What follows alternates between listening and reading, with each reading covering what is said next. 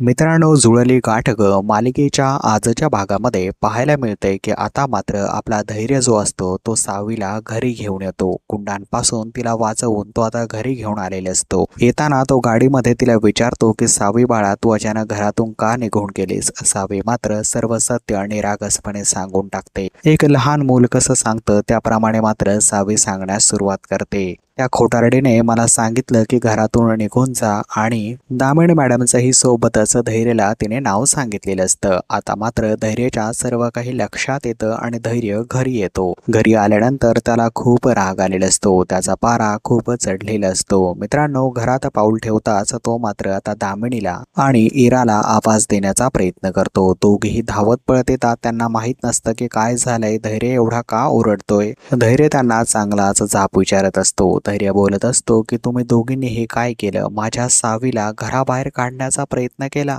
आई, इरा तर तसलीच आहे, परंतु तू देखील असं वागतेस, मला विश्वासच बसत नाही. तर मित्रांनो, पाहायला मिळतं की दामिनीची आणि इराची चांगलीच शाळा धैर्य आता तिकडे घेत असतो. तर इकडे सावी मात्र त्याच्या पाठीमागे लपून बसलेली असते. धैर्य झालेला सर्व प्रकार त्यांना सांगतो की गुंडांनी तिला पकडलं आणि त्यानंतर तिला खूप त्रास दिला. त्यावेळी मात्र आता दामिनी खोटं नाटक करत असते. मला माहित नव्हतं धैर्य ती घर सोडून जाईल, मी फक्त तिची गंमत केली होती. तर मित्रांनो, पुढील भागात आणखी नक्की काय होतंय खरंच पाहणं इंटरेस्टिंग आणि चॅलेंजिंग असणार आहे. मित्रांनो, सन मराठी वाहिनीवरच्या पुढील मालिका पाहण्यासाठी नक्कीच तुम्ही चॅनलला सबस्क्राईब करा. बेल आयकॉन दाबायला मात्र विसरू नका. धन्यवाद.